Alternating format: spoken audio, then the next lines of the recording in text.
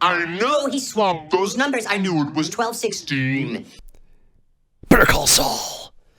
This needed to happen. I needed to review this. I needed to review this immediately. Just strictly reviewing season 6 this time, not the entire thing, just the most recent season that's come out. First of all, if you haven't seen Better Call Saul, you haven't even started watching Better Call Saul, what are you doing? Let's just get this one out of the way. It is a modern masterpiece of character study. It's essential viewing. No exaggeration, I think we're blessed with this show. Rarely does something this large and perfect come together. It doesn't even matter what I think, it is just a staggeringly monumental achievement in filmmaking.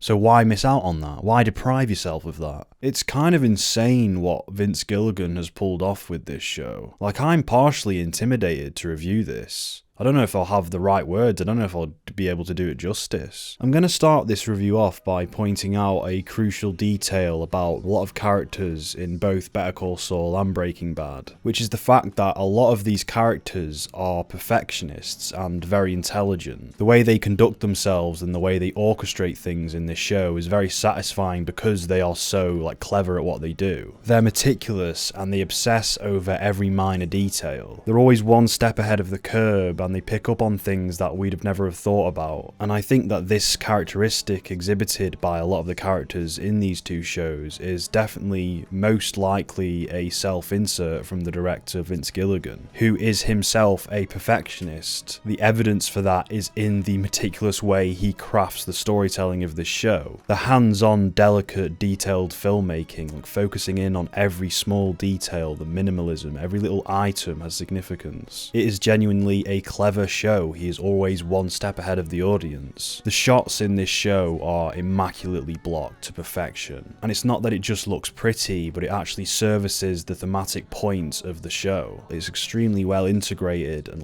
purposeful. He conveys so much about his characters through the visuals. This stuff is like porn for student filmmakers. It doesn't just end at the cinematography either, because I have no issue with the pacing or the editing of this show. It all flows perfectly. Every crucial story point happens at just the right time. The way he withholds certain pieces of information from the audience and slowly drip feeds it back to them. Compared to a lot of shows and compared to Breaking Bad as well, Better Call Saul has a very slow pace, and I've never ever had an issue with that. It's always been perfectly appropriate for the story that they're telling. I'd change nothing about this show. The pacing is perfect. I keep blowing smoke up the guy's arse, but yeah.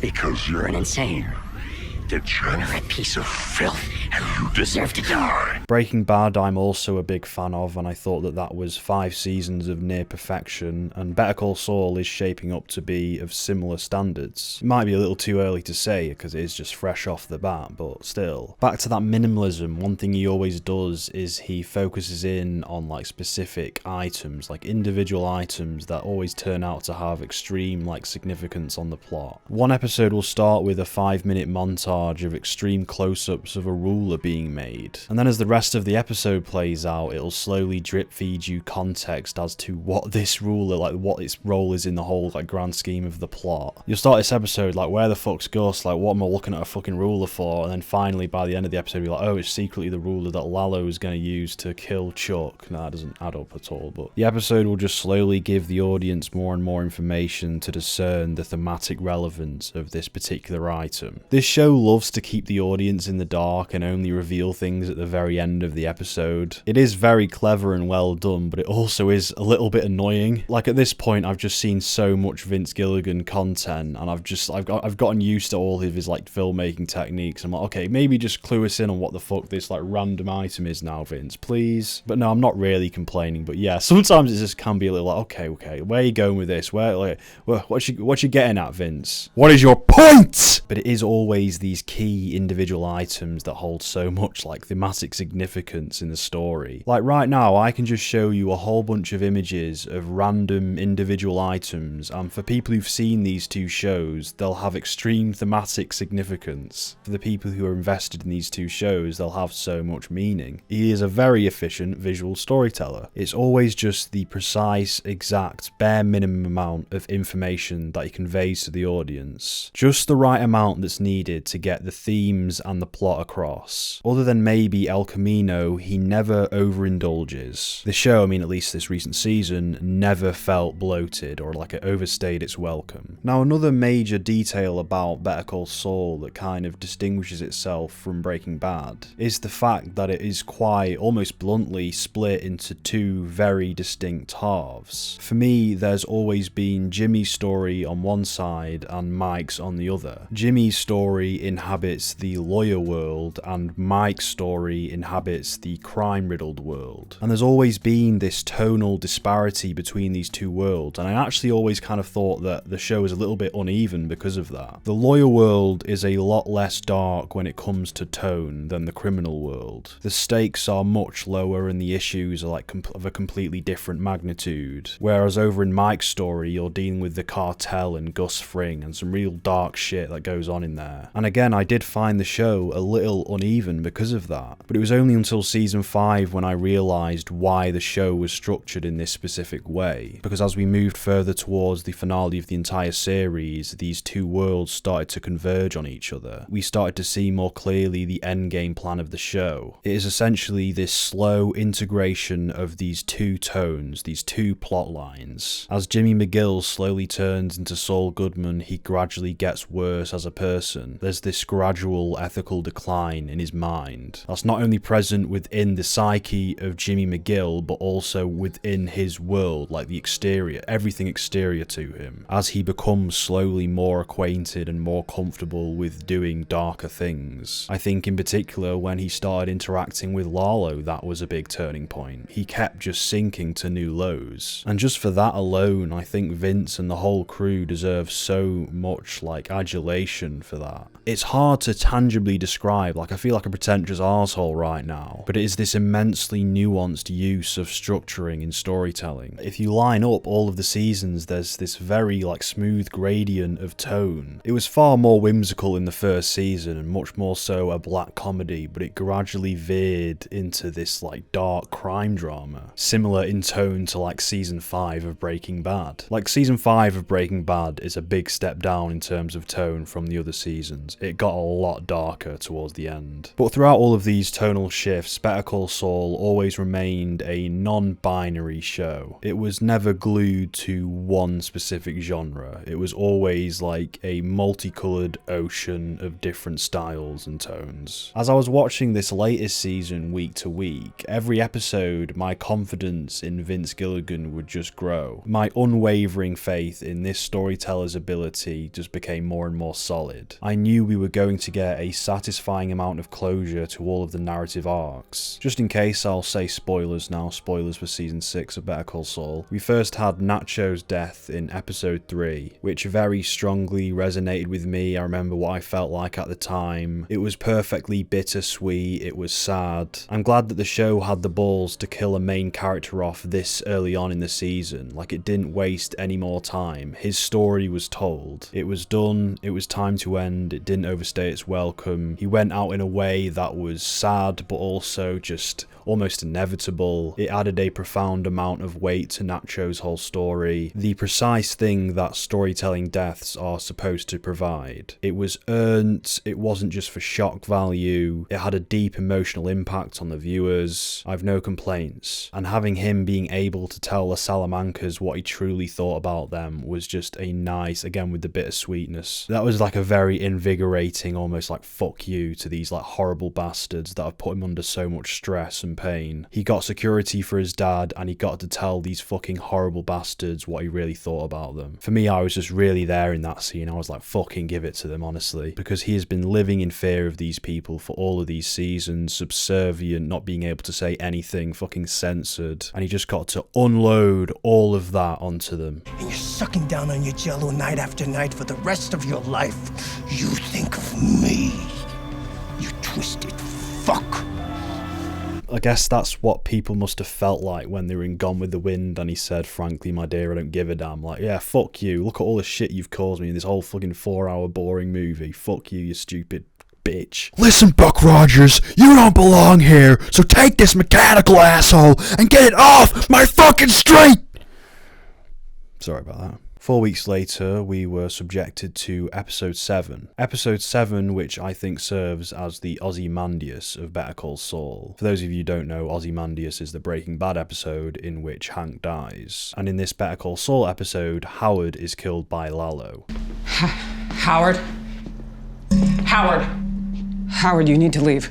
Lalo, who is a representative of the crime world, comes in and slays Howard, who is a representative of the innocent lawyer world. This was a casualty inadvertently caused by this integration of these two worlds that Jimmy is in part responsible for. But aside from all that fancy analysis talk, this scene had that emotional weight to back it up. I got a severely pungent emotional reaction to that. I'm sorry to talk all flowery, but I'm just trying to get it across. I was just like, fuck. It wasn't sensational, it wasn't just surface level shock value, it was a perfectly well-earned climax.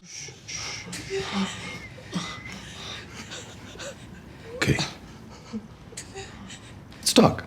Now, not to be that guy, but part of me did kind of predict that something like that would happen. So essentially, during the first few episodes, I was seeing Kim and Jimmy doing this fairly trivial scheme against Howard that was utterly petty and needless. You had the Lalo and the Gus narrative happening in the background, which was like far more serious, and then you just had these two pulling this like stupid scheme, which all seemed fairly redundant and pointless. And as I was watching it, I began to think about Psycho, Alfred Hitchcock's Psycho, which starts off with Janet Leigh trying to have an affair or steal money. I can't remember the exact specifics, but it's something very trivial compared to what happens later, and the tonal shift that happens when Norman Bates is revealed to be the killer, or when she is killed, when Janet Leigh is murdered in the shower. A jarring tonal shift takes place, and all of a sudden things are a lot more darker. A low-stakes crime drama turns into a high-stakes horror thriller, and that film does a great job at emphasizing how insignificant that like initial plotline was compared to the actual real threat of the film. So I was thinking about that tonal shift in Psycho as I was watching this new season of Better Call Saul, and I was saying something like that needs to happen for any of this to make sense, for this to have a firm thematic point.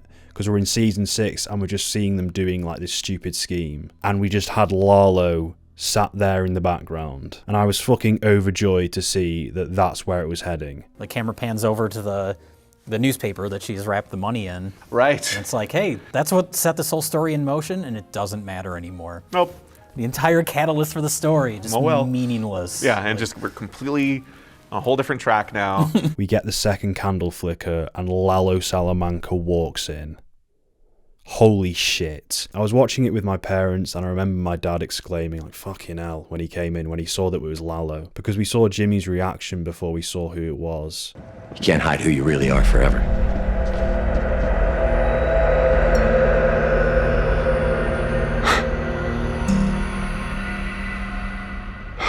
It's almost like we have an imposter among us. I'm not trying to be a dickhead here, like, this is genuinely how it made me feel. This is all authentic. I know you might think it's pretentious, but fuck it.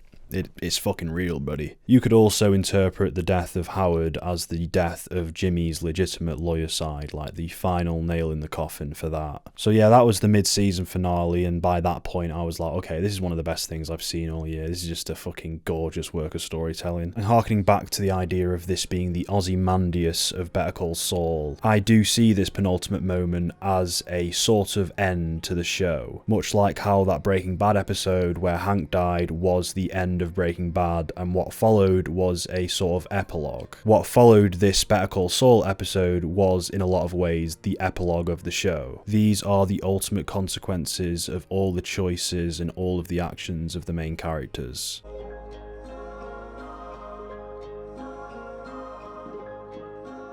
I feel almost redundant in saying that Vince Gilligan has his montages down to a T. He already had that down in Breaking Bad, but still there are some just luscious montages in this. So yeah, as Kim finally leaves Jimmy, the epilogue commences. Next episode, black and white. I suppose if we're being a bit more critical, I should be a bit more critical, I've completely wanked this show off so far.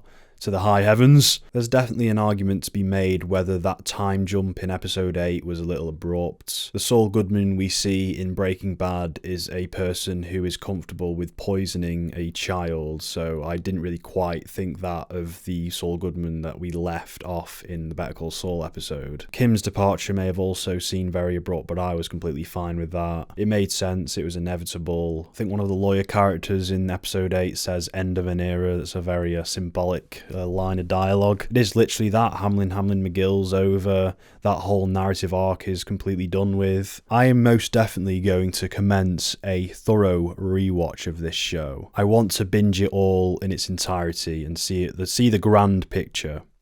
I think it deserves that. I think it's earned that. Because since season 3, I've just been watching them year to year, and I have partially fallen out of sync with the emotions of some of the characters. I'm not fully in their shoes.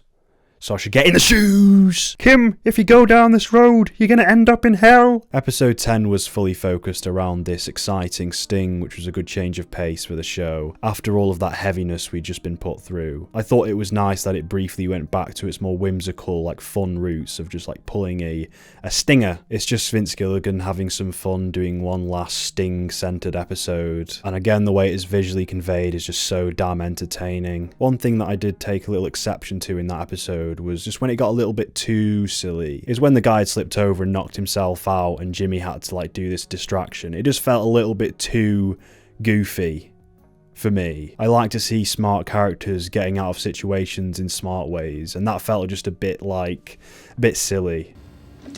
Look at me. I don't know. I don't know. But again, a minor point. We then got to the Breaking Bad episode of the show where Vince took the opportunity to kind of tie this show thematically into the start, or when we first see Saul in Breaking Bad. He took out one episode to address all of that, and he did it perfectly. I think he incorporated Walt and Jesse in a very tasteful manner, and I liked how he emphasized that it was Jimmy's decision to partner up with Walter White. It was once again this reckless ambition. I really liked that scene with Mike where he's saying, no, don't do it. He's amateur, he's not solid. Episode 12 was all about Kim and Jimmy facing up to the consequences, facing up to their actions, especially Kim. Doing the right thing, tying up loose ends, kind of like what Walter White did at the end of Breaking Bad. We had that phenomenal bit of acting from Reese Seahorn when she just breaks down on the bus, just no music, just pure raw emotion. In the words of Walter White, you got me.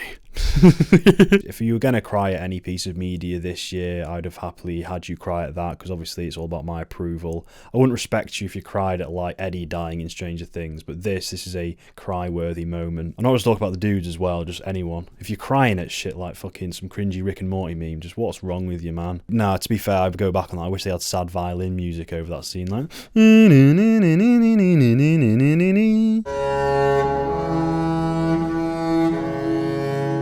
I just liked how there were so many layers to Kim breaking down like that. Whether it be finally letting go of the lie, or grieving for Howard, or lamenting over past mistakes. Fact is, Walter White couldn't have done it without me. And finally, of course, we then reached the finale. There was a nice amount of comedic, upbeat moments sprinkled in there. Things didn't need to get any more depressing. It had already gone down to those emotions. It's much more upbeat than Breaking Bad's final episode, which is appropriate given the show, given the character of Saul Goodman. As in the previous episode, Kim faced up to her actions. Jimmy definitely faced up to his in this final one. I think he wanted to have a little bit more fun playing around with the authorities, playing the lawyer right before confessing. One last hurrah before finally, honestly throwing in the towel. He's been punished, he's going to prison, he deserves it, definitely. But again, there's also a little bit of optimism in there, because it's implied that he's going to be popular within the joint for all the criminals he's helped out. He's a little bit of a hero in there. And as it all wrapped up, it harkened back to the relationship between Jimmy and Kim, which is what a good chunk of this show has all been centered around. So it was sweet that they did that. Of course, the cigarette scene very closely mirrors the first scene in which we see them together in the first season. I'm sure all of the film students were very happy and eager to point that out, how it's always mirrored parallels, visual parallels. It's like poetry, it rhymes. And they were still humouring each other about exploiting the law and finding loopholes and getting one over people. They were far from perfect people, but I think they were dealt the appropriate amount of justice, the perfect amount of comeuppance. But one final thing, I thought the end cut to black was quite abrupt. That wasn't to my liking, I didn't like that. That was a bit jarring to me.